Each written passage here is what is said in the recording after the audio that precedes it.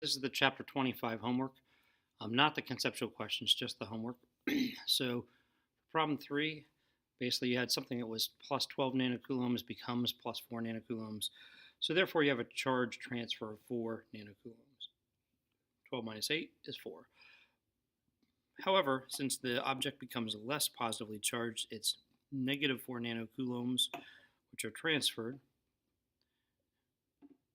and its electrons are the charge carriers for solids.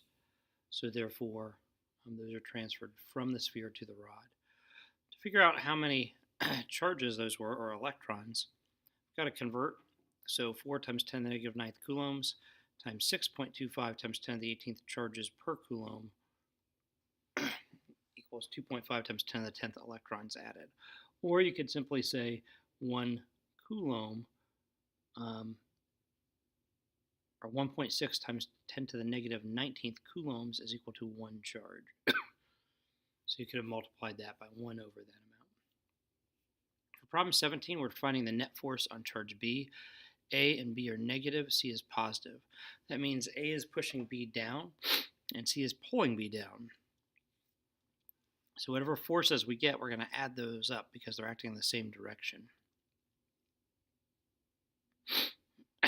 Force between A and B is 4.5 times 10 to the negative 5th newtons.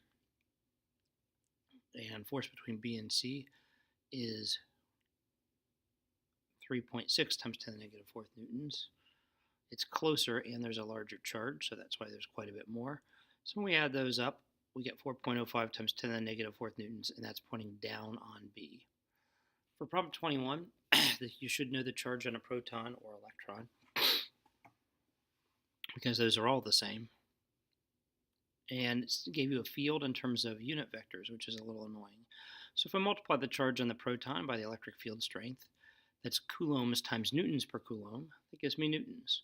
So I get, in terms of vector notation, 6.4 times 10 to the negative 17th I hat plus 1.6 times 10 to the negative 17th j hat newtons. On an electron, although the field is pointing the same way, the electron gives a force in the opposite direction, since the force on an electron is pointing opposite the direction of the field. And so I just put negatives in front of the numbers that I had for A.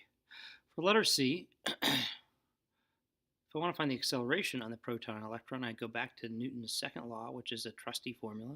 So essentially I'm going to use Pythagorean theorem to figure out the net force on those. It's the same on both a proton and electron since they both have the same charge. So therefore I divide by the mass of a proton and then by the mass of an electron to get the two accelerations. Notice the acceleration of a proton is much, much less than the acceleration on the electron because the proton is much more massive. And again, these are things on your formula sheet probably should know. Problem 33, I've got some symmetry here. It's an equilateral triangle, and it's finding the net force on the +1 charge. So the nice thing about this type of Coulomb's law problem is I can use the formula, which is fine, but I want to recognize that all forces on this case are going to be repulsive. So the lower left charge is going to push the 1 nanocoulomb charge up and to the right. The lower right charge is going to push the 1 nanocoulomb charge up and to the left.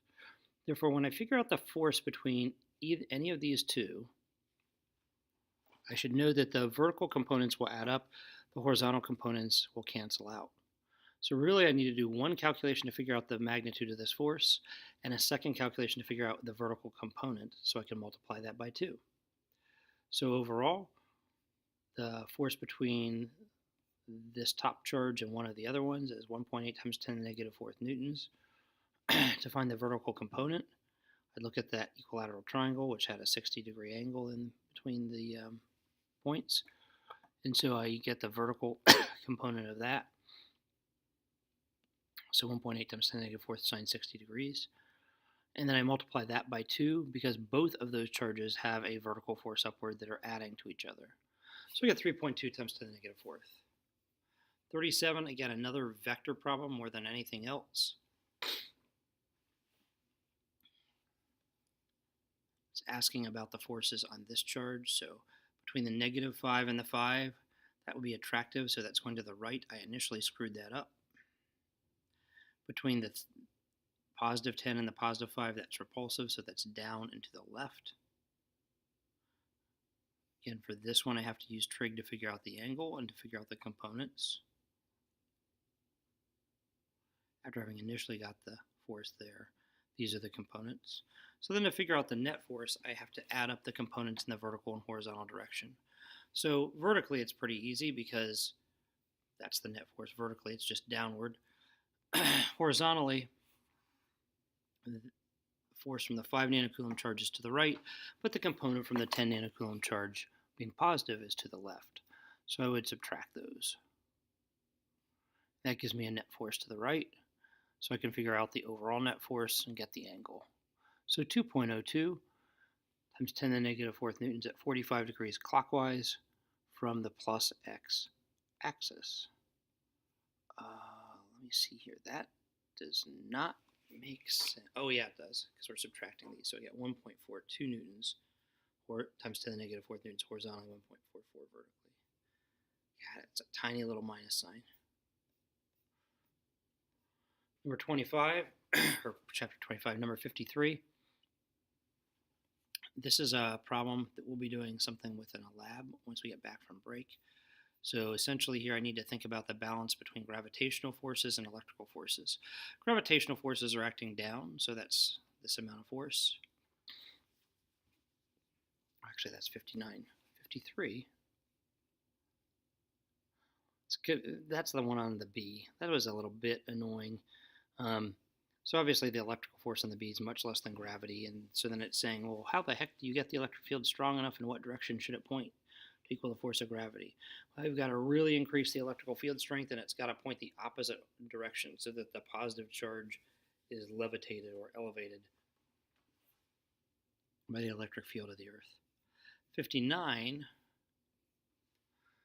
is the one I said is a lot like lab, so essentially figure out the electric force between them.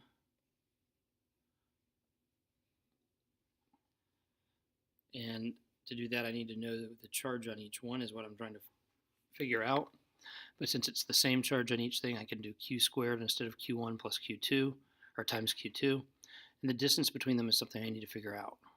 Well, I was given that this is a 1 meter length and a 20-degree angle from vertical. So I could figure out what this distance is, which I call d over 2. And then total distance is twice that. So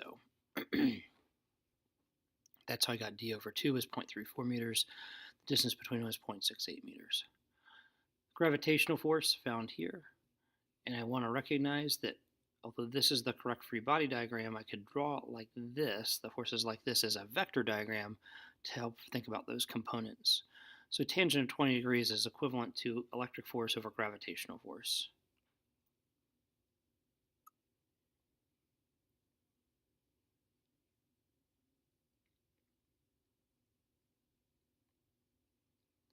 And then the electric force is down here. Plug that in like we said before. Get 7.46 times 10 to the negative 7th coulombs. Taking way too long to go through these. 66 is the last one. It's a uniform electric field. Looks like that. Again, what we're going to think about is that the electric force combined with the gravitational force will give us that 20-degree angle. You're given the field strength, so once you know the gravitational force down, which is this side, and you know the angle, you can solve for the electric force. If you know the electric force, which is here, and then you can figure out also, you know the electric field strength, and you can find the magnitude of charge. So it's got to be a positive charge because it's being pushed or pulled to the right. And electric field lines point from positive to negative. So that's that. Hopefully that is okay.